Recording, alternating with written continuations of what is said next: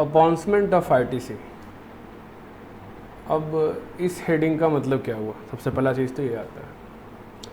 तो होता क्या है कि एक जो रजिस्टर्ड पर्सन है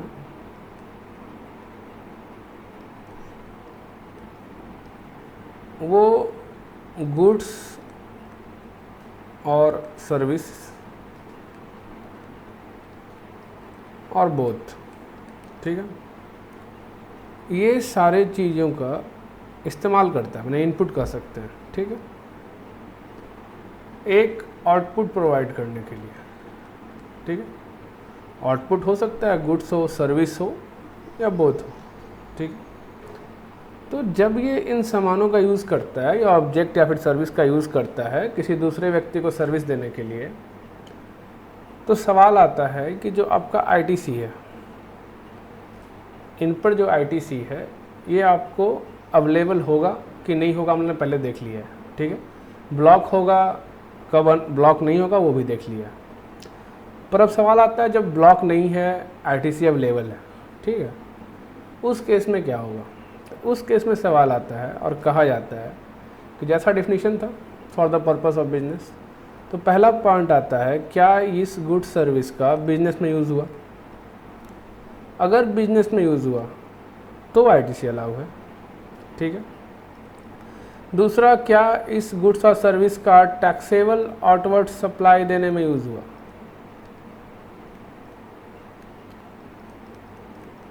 तब आईटीसी अवेलेबल है, ठीक है।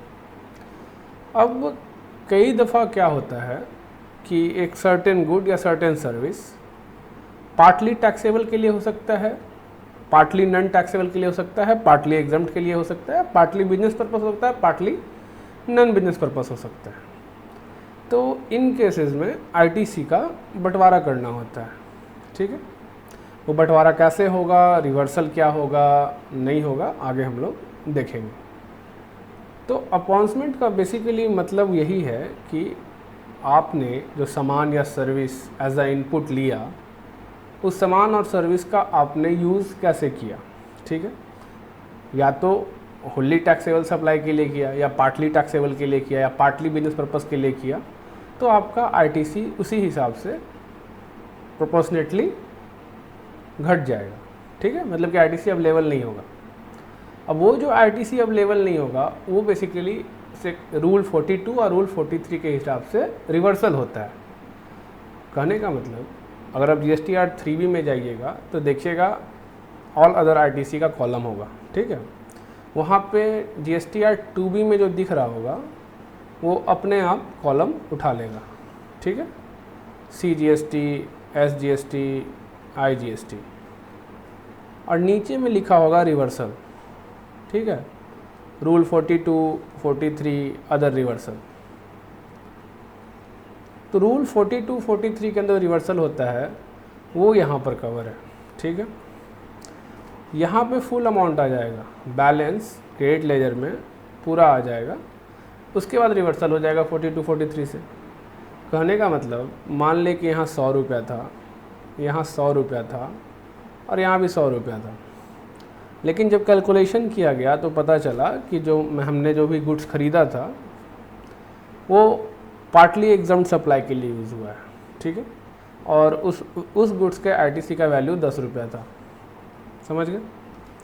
तो ये 10 रुपया घट जाएगा और जो बचा हुआ आईटीसी है 90 रुपया, यही बस अब इलेक्ट्रॉनिक क्रेडिट लेजर में जाएगा, समझ गए। तो इसका कैलकुलेशन कैसे होगा और कैसे आगे प्रोसीड होगा हम लोग देखेंगे, यही आज का टॉपिक भी है, ठीक है, कि 90 रुपया कैसे आएगा, समझ गए।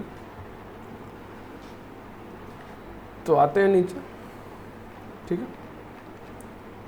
और नीचे आने से पहले एक इम्पॉर्टेंट चीज़ यहाँ पे ये देख लीजिए, ITC under GST can be availed and utilised for the payment of tax on output supply, ठीक है। Consequently, ITC cannot be availed when tax is not payable on output supply. In other words, exempt supply. ठीक है. The only exception to the above is that principle is zero rated supply. अब ये जो zero rated supply है ये basically zero होता नहीं है, ठीक है। एक्ट में दो ही ऐसा सप्लाई है जिसको जीरो रेटेड कहा गया है, वो तो है एक्सपोर्ट और एक है सप्लाई टू और बाई एसईजेड, ठीक है। उस केस में बिजनेस को प्रमोट करने के लिए, एक्सपोर्ट को प्रमोट करने के लिए आपको या तो आईटीसी का रिफ़ंड दे दिया जाता है, अनयूटिलाइज आईटीसी का, या फिर आपको एग्जम्पशन दे दिया जाता है कि आप पर GST without payment of tax आप सप्लाई करिए, ठीक है। तो वहाँ जीरो रेटेड कहने का कभी भी मतलब ये नहीं है कि 0%, ठीक है।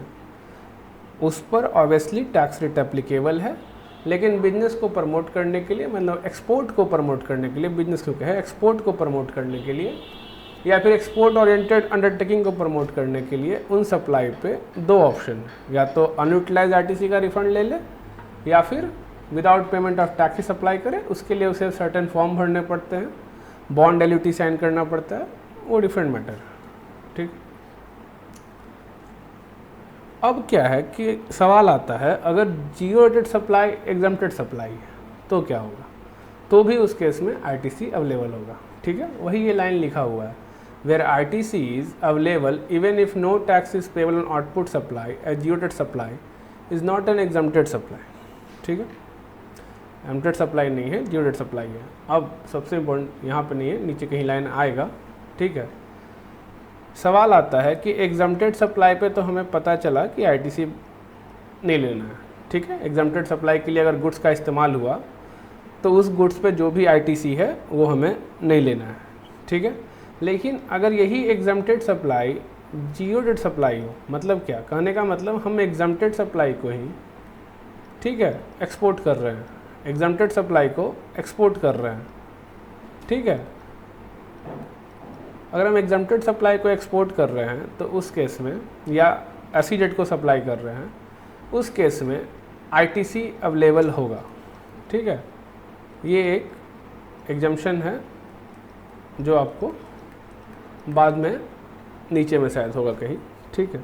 तो ये ध्यान रखिएगा, अगर एग्जम्प्टेड सप्लाई पे आईटीसी नहीं लेना है, ठीक है। जो भी गुड्स और सर्विस का यूज़ हुआ है एग्जम्प्टेड सप्लाई को देने के लिए, उस पर आपको आईटीसी नहीं मिलेगा। लेकिन अगर exempted supply as a zero rated supply किया गया तो आईटीसी मिलेगा, ठीक है।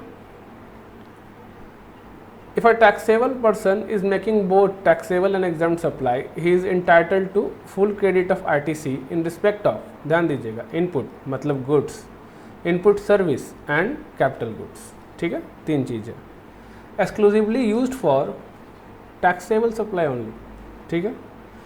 अगर किसी गुड्स का इस्तेमाल दोनों चीज़ में होता है, टैक्सेबल सप्लाई के लिए भी, एग्जम्प्ट सप्लाई के लिए भी, तो सिर्फ और सिर्फ टैक्सेबल सप्लाई का जो हिस्सा होगा वही आपको अलाउ होगा एज अ आईटीसी क्लेम करने के लिए, ठीक है। No credit at all for input और input service and capital good exclusively used for exempt supply. अगर कुछ एक्सक्लूसिवली एग्जम्प्ट सप्लाई के लिए यूज़ हो रहा है तो आपको अवेलेबल नहीं होगा, ठीक है। तो अभी शायद मेरे ख्याल से एक्सक्लूसिवली का बात किया गया। कॉमन वाले में क्या होगा, कॉमन वाले में वहीं पे आता है अपॉइंटमेंट का सेक्शन का मेन यूज़, ठीक है। रिवर्सल वहीं से स्टार्ट होता है। जब मुझे मालूम है कि मैं, बाय द वे मान लेते हैं, प्रोडक्ट ए खरीदा, ठीक है, और प्रोडक्ट बी खरीदा, समझ गया। अब प्रोडक्ट ए जो है ये फुल्ली टैक्सेबल सप्लाई, मतलब प्रोडक्ट ए से हो सकता है कुछ और बनाया, या प्रोडक्ट ए को ही बेच रहा हो, उससे कोई मतलब नहीं है। प्रोडक्ट ए से चाहे कुछ और बनाया या यदि प्रोडक्ट ए को ही बेचे, समझ गए। अगर प्रोडक्ट ए टैक्सेबल सप्लाई है तो इस पर जो आईटीसी है ये अलाउ है, ठीक है। अगर प्रोडक्ट भी एग्जम्प्ट सप्लाई है, ठीक है, या मान लेते हैं प्रोडक्ट भी टैक्सेबल सप्लाई था, जब मैंने ख़रीदा प्रोडक्ट भी, जब मैंने ख़रीदा वो टैक्सेबल था, मैंने जीएसटी पे किया, लेकिन जब मैं फर्दर सप्लाई कर रहा हूँ प्रोडक्ट बी का यूज़ करके, जिसका यूज़ करके हो सकता है प्रोडक्ट सी बन रहा हो, ठीक है, और ये प्रोडक्ट सी एग्जम्प्ट है, तो प्रोडक्ट बी पे मिलने वाला आईटीसी अलाउ नहीं होगा। आया समझ में। तो अगर एक्सक्लूसिवली कहने का मतलब सिर्फ और सिर्फ टैक्सेबल के लिए, सिर्फ और सिर्फ एग्जम्प्ट के लिए, ठीक है, तो उन गुड्स पे दिया गया जीएसटी, मैंने उस इनपुट्स पे, इनपुट सर्विस पे या कैपिटल गुड्स पे मैंने जो जीएसटी पे किया है at a time of purchase, at a time of acquisition, ठीक है, अगर वो एक्सक्लूसिवली टैक्सेबल सप्लाई के लिए है अलाउ होगा, एक्सक्लूसिवली एग्जम्प्ट सप्लाई के लिए है अलाउ नहीं होगा। ठीक है, मतलब मेरा जो जीएसटी दिया गया है वो वहीं पर एग्जॉस्ट हो गया। ठीक है, मैं ही लास्ट कंज्यूमर था इन शॉर्ट। कॉमन इनपुट का बात किया गया। कॉमन इनपुट या इनपुट सर्विस, जब भी इनपुट का बात करें गुड्स समझना है। ठीक है, input service capital goods are used for taxable as well as exempt supply.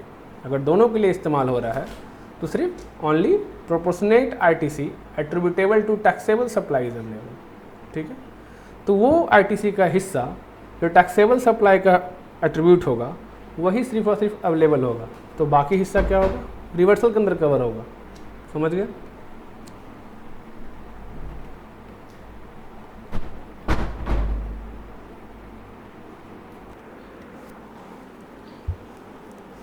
उसके बाद also in case of goods और सर्विस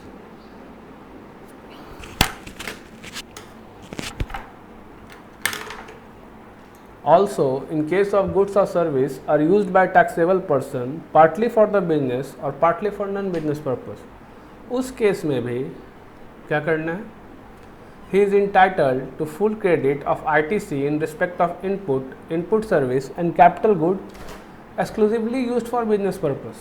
जो exclusively business purpose के लिए हो रहा है उसका तो मिलना ही है, पर no credit at all can be availed for goods or service exclusively used for non-business purpose। समझ गए? सेम टैक्सेबल एग्जाम के साथ जैसा हुआ वैसा ही बिजनेस और नॉन बिजनेस पर्पस के साथ। ठीक है, if common input service and capital good are used partly for business and partly for non business purpose, अगर कॉमन का बात किया जाए तो उस केस में वही प्रोपोर्शनेट। ठीक है, समझ गए? अब ये जो प्रोपोर्शनेट निकालना है हमें, ठीक है, हिस्सा जो निकालना है बिजनेस पर्पस का, नॉन बिजनेस पर्पस का, टैक्सेबल का, एग्जम्प्ट का, ये रूल 42 और 43 इसके बारे में बात करता है कि किस तरह से वो कैलकुलेट किया जाएगा। समझ गए?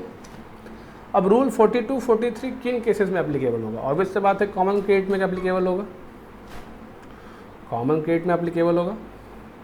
ठीक है, तो कॉमन क्रेडिट किन दो केसेस में आया, एक तो टैक्सेबल एग्जम्प्ट, एक बिजनेस नॉन बिजनेस। समझ गए? तो वही चीज़ लिखा हुआ है कि कौन सा सिचुएशन है जहाँ रूल 42, 43 का यूज़ होगा। तो कहा गया व्हेन द गुड्स और service are used by registered person partly for purpose of business and partly for non business purpose.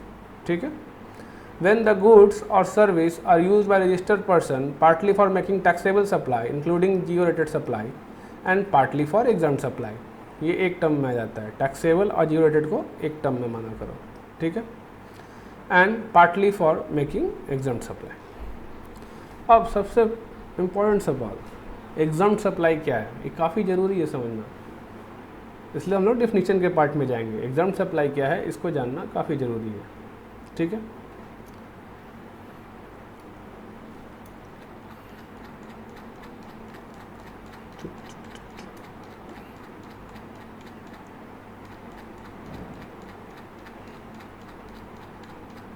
देखो एग्जाम सप्लाई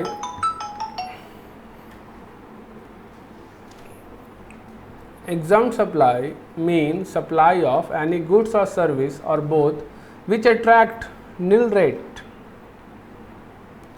तो जो भी गुड्स या सर्विस जो नील रेट अट्रैक्ट कर रहा है, वो भी एग्जाम सप्लाई के अंदर ही कवर है।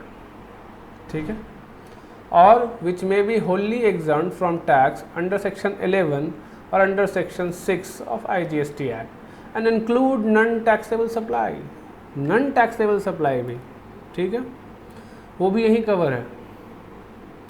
कहने का मतलब शेड्यूल 3 non-taxable supply वो भी एग्जम्प्ट के अंदर ही कवर है। नील रेट वो भी एग्जम्प्ट के अंदर ही कवर है। और बाई सेक्शन जिसे नोटिफाई किया गया है जिसमें हेल्थ केयर सर्विसेज, ठीक है, health care services, education services, lawyer का सर्विस, जो पूरा लिस्ट है चैप्टर 4 में, एग्जाम सप्लाई चैप्टर 4 ही है शायद, उसमें समझ गए तो एग्जाम्ड सप्लाई सिर्फ और सिर्फ वो जो लिस्ट है उससे बाहर भी जाने का नील रेट को भी कवर करता है और नॉन टैक्सेबल सप्लाई को भी कवर करता है। समझ गए? अब आते हैं अपने जहाँ पे हम लोग थे, कहाँ पर थे?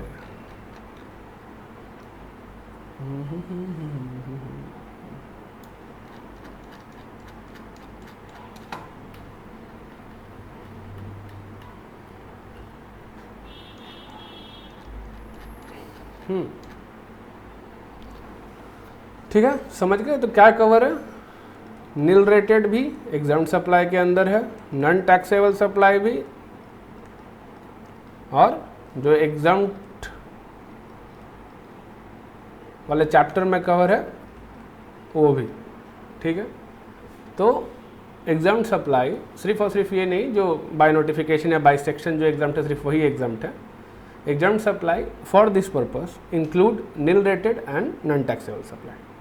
ठीक है, in both the above situation full ITC और inward supply can not be taken. ये तो पता है, तब से ये तो पढ़ रहे हैं, सिर्फ प्रोपोर्शनेट ITC अलाउ होगा। ठीक है, अब जो बेसिकली स्टार्ट होता है ये जीरो रेट सप्लाई क्या है वो देख लो। ठीक है, specify that ITC may be availed on invert supply for making zero-rated supply, notwithstanding the exempt nature of zero-rated supply. ठीक है, zero-rated supply is an expression that covers two kinds of supply. First, export. Second, supply for authorized operation to a SEZ और SEZ developer. ठीक है, तो supply, export और supplies to SEZ. ठीक है, therefore ITC is available on goods or service used for supply made in the course of export or to an SEZ और SEZ developer. समझ गए?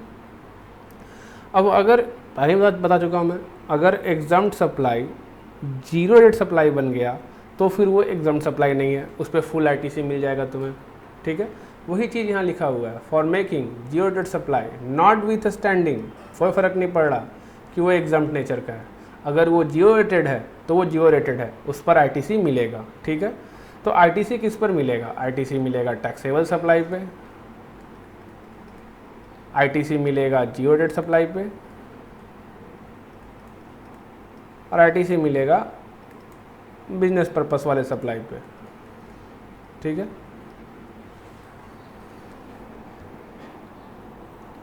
तो कुछ एग्जाम्पल है। A registered person in the business of manufacturing shoe, he give 50 pair of shoe to his friend free of cost. जब उसने free of cost दिया तो ऑब्वियस सा बात है, हमने ऊपर ऐसे ही पढ़ा था यार, फ्री ऑफ कॉस्ट या गिफ्ट दिया जाता है तो ITC अलाउ नहीं होगा जब तक कि शेड्यूल 1 में फॉल ना कर जाए। अब मेरा फ्रेंड शेड्यूल 1 में तो फॉल नहीं कर रहा एज इट इज़। ठीक है, तो क्योंकि वो शेड्यूल 1 में फॉल नहीं कर रहा तो सप्लाई तो होना नहीं है, और ITC on input and input service attributed to such 50 pair of shoes used for non business purpose will not be available. ना मुझे ITC अवेलेबल होगा, ना ये मेरे सप्लाई में कवर होगा। ठीक है, a registered person manufacture a product X chargeable to 18% GST, a product Y chargeable to nil rate. अब जैसे ही नील रेट आया ये भी एग्जाम्ड सप्लाई हो गया, ये क्या हो गया? Examined supply. And a product Z which is exported without payment of tax under bond. ठीक है, मैंने बताया था zero rate supply zero rated होता नहीं है, या तो विथ पेमेंट ऑफ टैक्स या without payment of tax. With payment of tax तो अनयूटिलाइज ITC का रिफंड या फिर ITC का रिफंड, जो भी मतलब विथ पेमेंट ऑफ टैक्स के केस में, विदाउट पेमेंट ऑफ टैक्स के केस में अनयूटिलाइज ITC का रिफंड। ठीक है, तो अगर without payment of tax under bond किया गया, ठीक है, अब क्या था इसके पास? सबसे पहले प्रोडक्ट टैक्स जो कि 18% से था, एक प्रोडक्ट Y जो कि एग्जाम्प्ट था, एक प्रोडक्ट Z जो कि जीरो रेटेड सप्लाई है। All three product are manufactured from common input and input service. Common input और इनपुट सर्विस से बनाया जाता है, उन्हें कॉमन गुड्स और कॉमन सर्विस का यूज किया जाता है। तो जो प्रोडक्ट Y को एट्रीब्यूटेबल ITC होगा वो अवेलेबल नहीं होगा, जो प्रोडक्ट X और प्रोडक्ट Z को ITC एट्रीब्यूट होगा। कैसे होगा नीचे देखेंगे। ठीक है, जो प्रोडक्ट एक्स और जेड को एट्रीब्यूट होगा वो अवेलेबल होगा। क्यों? क्योंकि प्रोडक्ट वाई नील रेटेड है, क्योंकि प्रोडक्ट वाई नील रेटेड है तो वो एग्जाम्ड सप्लाई है। और लिखा गया था कि एग्जाम्ड सप्लाई के लिए जो भी आईटीसी का यूज़ होगा वो अलाउ नहीं होगा। ठीक है। अब जो रूल 42 है वो सिर्फ कवर करता है गुड्स को और सर्विस के इनपुट को। ठीक है। और रूल 43 जो है कैपिटल गुड्स को। समझ गए? तो सबसे पहले जो हम लोग रिवर्सल सीखेंगे रूल 42 के हिसाब से वो सीखेंगे गुड्स और सर्विस के लिए। ठीक है। अब यहाँ पे एक फॉर्मूला दिया हुआ है। ठीक है, चार्ट बना के कैसे कंप्यूट करना है कॉमन क्रेडिट। समझ गए? अब इसमें करना क्या है हमें, काफ़ी इजी है, कुछ नहीं करना है। ठीक है। क्वेश्चन आता है, पढ़ते जाओ और एंट्री मारते जाओ साथ साथ। ठीक है, उससे इजी होता है थोड़ा करना। सबसे पहले हमें क्या करना है, जितना भी इनपुट अवेलेबल है, मतलब जितना भी इनपुट GSTR 2B में दिख रहा है, ठीक है, सारा का सारा उठा के ले आओ। वो हो गया T। समझे?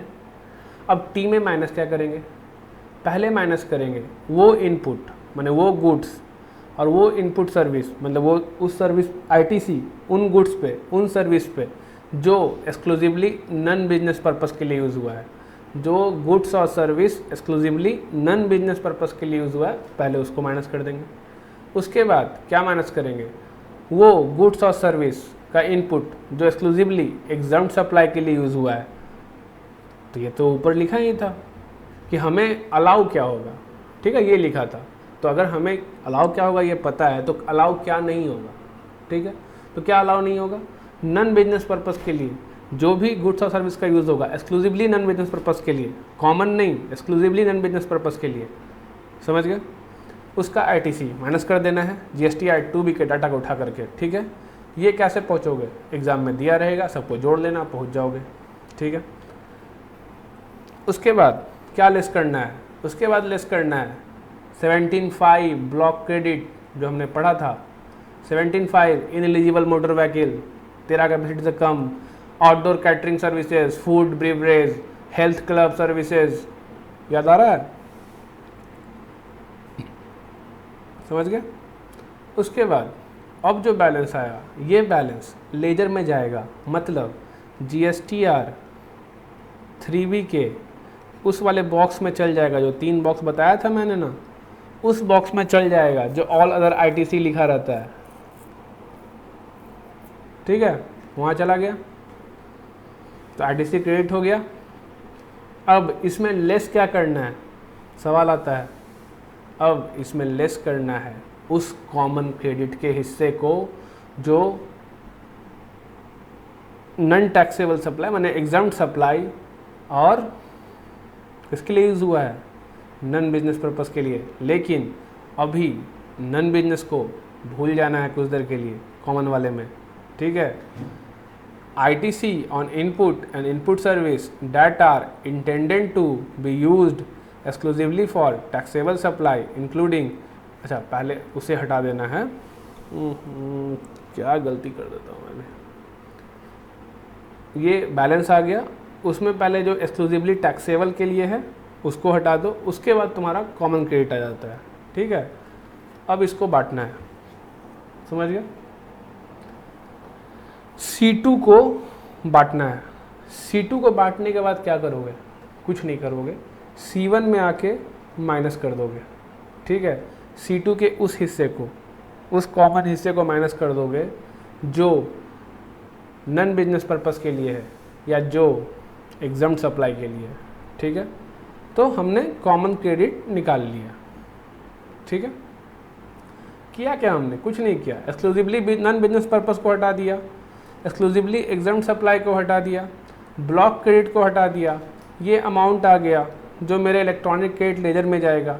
इस अमाउंट में अगर मैं एक्सक्लूसिवली फॉर टैक्सेबल सप्लाई को हटा दूँ तो खुद पर खुद common ITC available for appointment निकल जाएगा। अब इस कॉमन को हटाने के बाद कॉमन का जो हिस्सा एट्रीब्यूट होगा किसको, एग्जाम्ड को, उसको बस यहाँ पे माइनस कर देना है। मान लो x अमाउंट हुआ तो C1 माइनस एक्स, ये जो होगा मेरा अवेलेबल ITC। ठीक है,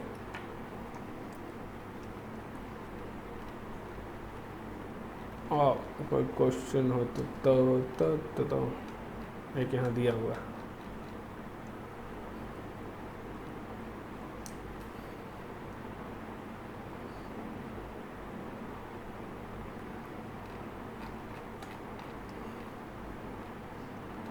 देखो एग्जाम्पल दिया है, ठीक है, अजम्पशन लिया है हवाई स्लीपर आर एग्जम्प्टेड। ठीक है,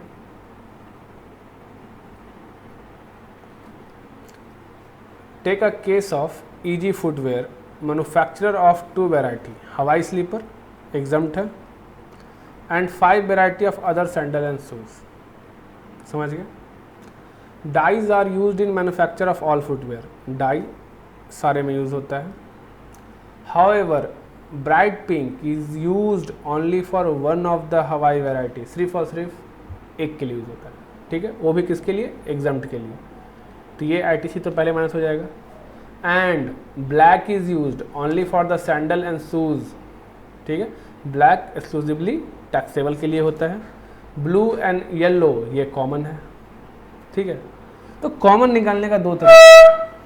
ठीक है, brown is used for non business purpose, common निकालने का सिंपल तरीका है, ब्लू येलो को जोड़ दो, एक तरीका तो ये है। ठीक है, या फिर जो जैसा ये बताया वैसे चलते हैं पहले। ठीक है, सबसे पहले टोटल इनपुट क्या था? 2,55,000, यही था ना। इसमें क्या माइनस करोगे? एक्सक्लूसिवली फॉर एग्जाम्प्ट सप्लाई कौन सा था? Bright pink. ब्राइट पिंक क्या है? 90,000। उसके बाद क्या करोगे? कोई ज़रूरी नहीं है कि T1 T2 T3 फॉलो करो, अपने से भी कर सकते हो। 255 माइनस 90 हो गया। ब्लैक इज यूज, वो तो खैर उसके लिए है। Brown is use for non business purpose, तो ब्राउन जो है नॉन बिजनेस, उसको माइनस करोगे 10,000। ठीक है, ब्लॉक कुछ था नहीं तो आ गया अपना इलेक्ट्रॉनिक क्रेडिट लेजर में क्या क्रेडिट होगा, तो 255 माइनस 1 लाख। ठीक है, 255 माइनस 1 लाख, 1,55,000। ठीक है, उसके बाद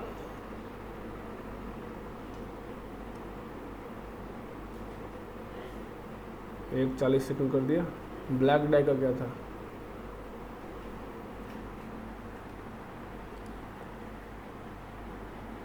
अब 1,55 आ गया, ये क्या हुआ? ये अमाउंट क्रेडिटेड टू ECLR। ठीक है, अब इसमें लेस क्या करोगे? एक्सक्लूसिवली फॉर टैक्सेबल सप्लाई, वो कौन सा था? Black is used only for sandal and shoes, तो ब्लैक का क्या है? 40,000। तो कॉमन क्रेडिट क्या बच गया? 1,15,000। अब इसको एक और तरीका निकालने का क्या था?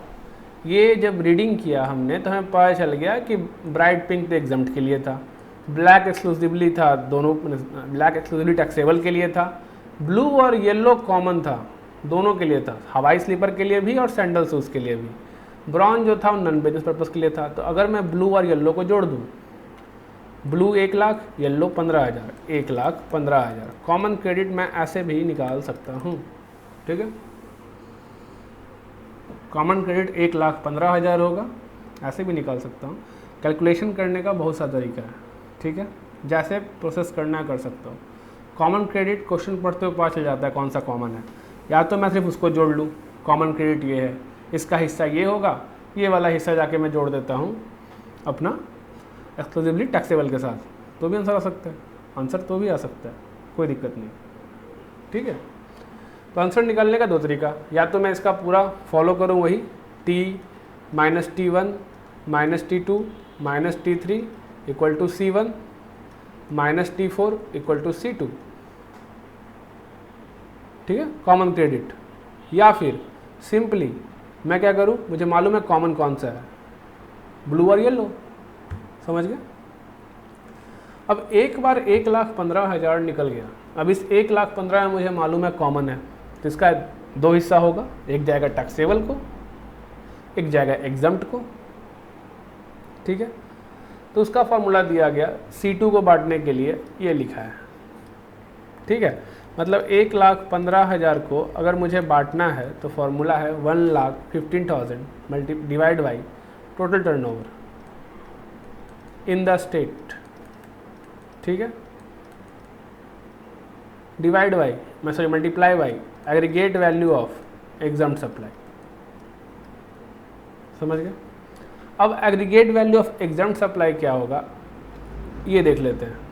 क्यों? Aggregate value of exempt supply में दो ऐसे एग्जम्प्ट सप्लाई हैं जो इंक्लूड होंगे, सॉरी एग्जम्प्ट नहीं, नॉन टैक्सेबल सप्लाई हैं जो कि इंक्लूड होंगे। आओ देखो,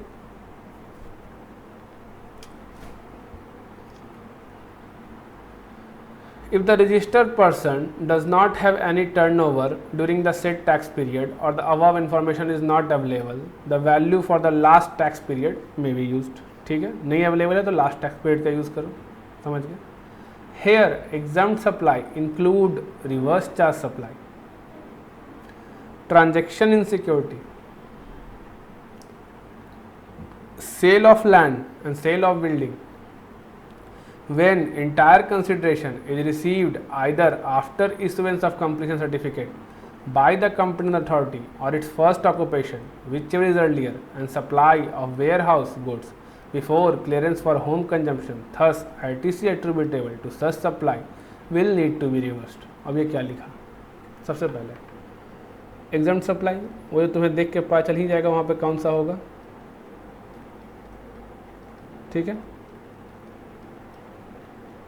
अब ध्यान क्या देना है कि सारे नॉन टैक्सेबल सप्लाई इंक्लूड नहीं हो रहे इसमें, ठीक है। डिफिनेशन में लिखा हुआ है कि नॉन टैक्सेबल सप्लाई भी एग्जम्प्ट सप्लाई है, लेकिन सारे नॉन टैक्सेबल सप्लाई इंक्लूड नहीं होने वाले, ठीक है। पर एग्जम्प्ट सप्लाई में सबसे पहला एडिशन क्या होगा ये जानो। सबसे पहला एडिशन होगा outward reverse charge. Outward reverse charge वैसा सप्लाई जिस पर तुमको टैक्स नहीं देना है, रिसिपिएंट को टैक्स देना है। तो exempt supply include outward reverse charge, inward नहीं, इनवर्ड पर तो मुझे ही देना है, ठीक है, वो भी कैश में देना है। आउटवर्ड रिवर्स चार्ज, ठीक है, क्या? Outward reverse charge. समझ गए। दूसरा एडिशन होगा ट्रांजेक्शन इन सिक्योरिटीज, जो कि नॉन टैक्सेबल सप्लाई है, जीएसटी से बाहर है, ठीक है। लेकिन ट्रांजैक्शन इन सिक्योरिटी का वैल्यू क्या होगा वो समझ लो।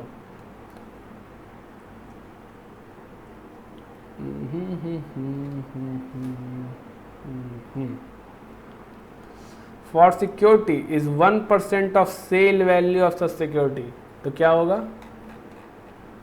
1% of sale value, 1% of sale value. समझ गए। यही इंक्लूड करना है। मतलब अगर 2 करोड़ का वैल्यू है सिक्योरिटी का सेल वैल्यू, 2 करोड़ का 1% कितना होगा? समझ गए। 2 करोड़ का 1% 2 लाख निकाल लेते हैं। मेरा कैलकुलेशन भी गजब हो गया, ठीक है। उसके बाद इसने क्या कहा था, ध्यान दो।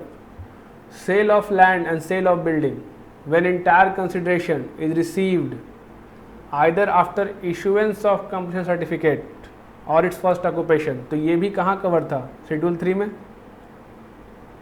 ठीक है। तो इस वाले केस में भी क्या होगा, ध्यान देना, ये वाला केस नॉन टैक्सेबल सप्लाई है, ये भी इंक्लूड होगा। तो sale of land and building, इसका वैल्यू क्या लोगे? तो stamp duty value. Stamp duty value यहाँ लिखा हुआ है। The value of exempt supply in respect of land and building is the value adapted for paying a stamp duty. Stamp duty value, actual sale value नहीं, stamp duty value, value adapted for paying a stamp duty। जिस value पे stamp duty पे किया गया है उस value को लेने का, फेयर मार्केट वैल्यू कुछ नहीं, ठीक है। उसके बाद एक और नया एडिशन हुआ है, warehouse good before clearance for home consumption. इसमें क्या होता है, इस पर जीएसटी एप्लीकेबल नहीं होता। Supply of warehouse good before clearance for home consumption पे जीएसटी एप्लीकेबल नहीं होता उस टाइम में, तब तक क्लियर ना हो जाए। By way of transfer of document, तो ये भी ऐड होगा, ठीक है।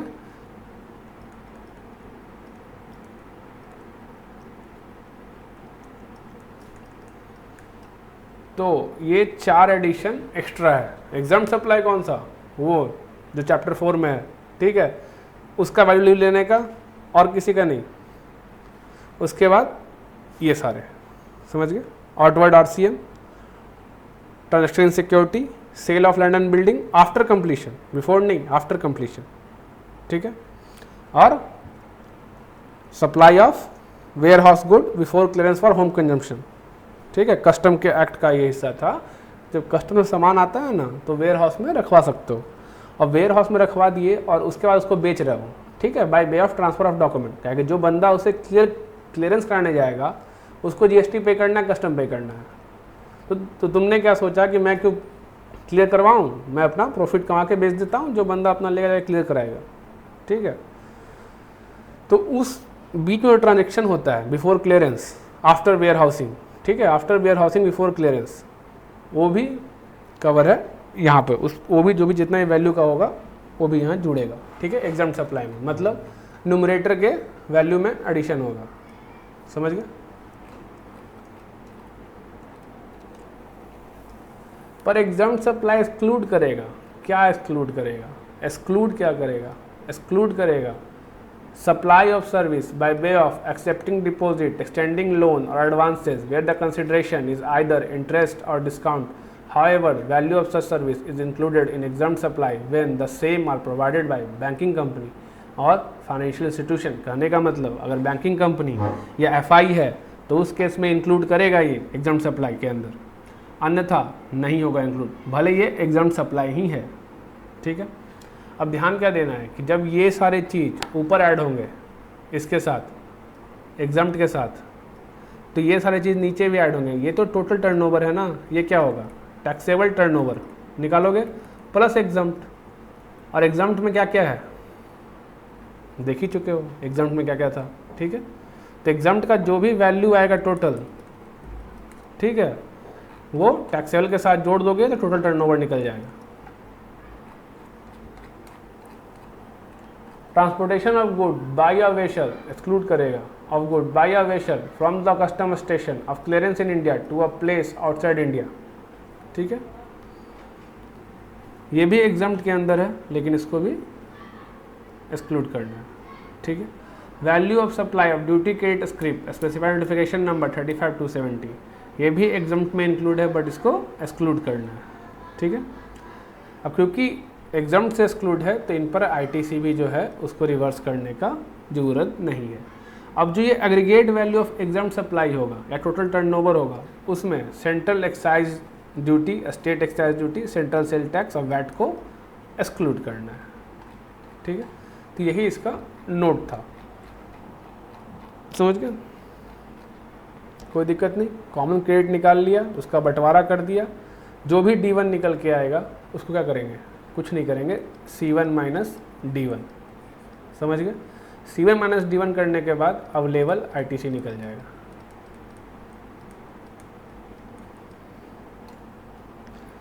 ठीक है।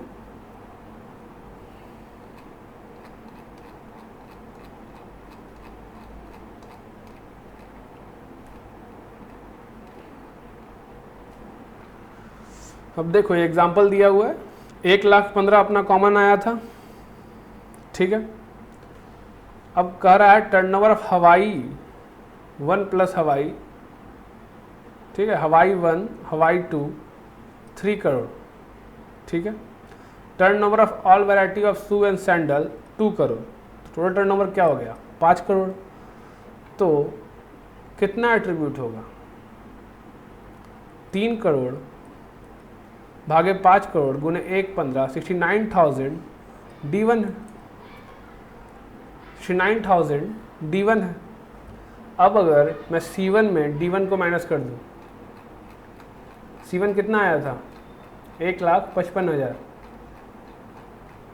1,55,000, 1,55,000 में अगर 69 को माइनस कर दूं तो 86,000, ये क्या हुआ 86,000 ही तुम्हारा जो है वो हुआ आईटीसी अवेलेबल, ठीक है।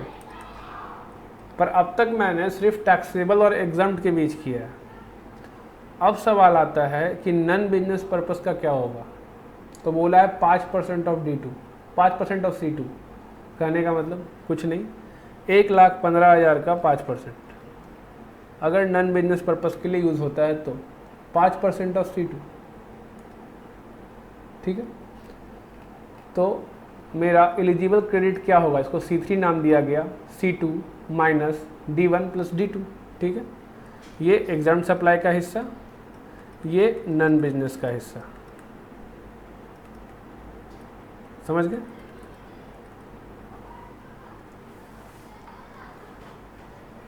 अब D1 और D2 को रिवर्स करना है और ये दोनों रूल 42 में कवर है, D1 D2, ठीक है।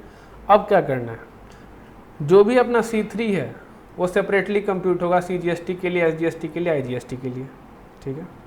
अगर D1 और D2 होल फाइनेंशियल ईयर में कैलकुलेशन किए, सब कुछ किए, ठीक है,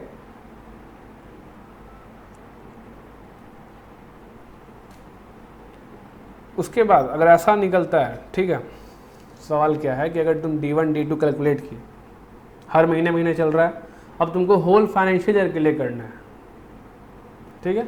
by taking exempted turnover and aggregate turnover for whole financial year before the due date for filing the return for सितंबर का रिटर्न बढ़ने से पहले ये करना है, मतलब 20 अक्टूबर से पहले, ठीक है। और वो करने के बाद तुम्हें पता चला कि जो तुमने D1 D2 निकाला वो ज़्यादा है ऑलरेडी रिवर्स अमाउंट से, तो अब एक्स्ट्रा रिवर्स करो, एक्स्ट्रा रिवर्स करो, ठीक है, एक्स्ट्रा रिवर्स करो और साथ ही साथ 18% से ये भी दो, ठीक है। कब से, 1 अप्रैल से टिल द पेमेंट तक का 18% से हमको इंटरेस्ट भी दो। कहने का मतलब तुम्हें एक तुम निकाल लिया मंथली या जो भी चल रहा था कैलकुलेशन टैक्स पेड के हिसाब से निकल गया। अब तुम्हें कहता है कि पूरा फाइनेंशियल ईयर का एग्जाम सप्लाई का टर्नओवर कितना था, टैक्सेबल टर्नओवर कितना था, टोटल टर्नओवर कितना था, उसके बेसिस पे निकालो कि क्या होगा D1, क्या होगा D2। अगर वो ज़्यादा निकल के आता है तो सितंबर मैंने 20 अक्टूबर के पहले मुझे वो एक्स्ट्रा ITC रिवर्स करो। अगर D1 D2 ज़्यादा निकल के आ रहा है तुम्हारे पिछले कैलकुलेशन के हिसाब से 12 महीना के, और साथ ही साथ इंटरेस्ट दो। इंटरेस्ट कब से, 1 अप्रैल से, 1 अप्रैल से, ठीक है। कब से, 1 अप्रैल, नेक्स्ट फाइनेंशियल ईयर के 1 अप्रैल से, ठीक है। अगर कम निकल के आ रहा है तो क्या करना है, तो क्लेम बैक करो, ठीक है। क्लेम बैक कब करना है, सितंबर तक ही, ठीक है, वही 20 अक्टूबर, समझ गए। अब आता है कैपिटल गुड्स, जिसमें रूल 43 कवर होता है। रूल 43 कैपिटल गुड्स के बारे में बताता है, ठीक है। और ये काफ़ी इजी है, इसमें कुछ नहीं करना रहता है, और लगभग जो इसके एग्जाम सप्लाई कैलकुलेशन है वो सेम है, ठीक है। एग्जाम सप्लाई कैलकुलेशन सेम है, सेम जो भी ऊपर पढ़ के आया हमने, totally A to Z same है। एग्जाम सप्लाई वही सब चीज़ है जो ऊपर किया था, समझ गए। लेकिन इसके कैलकुलेशन में हल्का सा डिफरेंस है, ठीक है। तो इसको नेक्स्ट क्लास में ही करेंगे क्योंकि ऐसे ही लंबा हो चुका है और कन्फ्यूजन, ठीक है।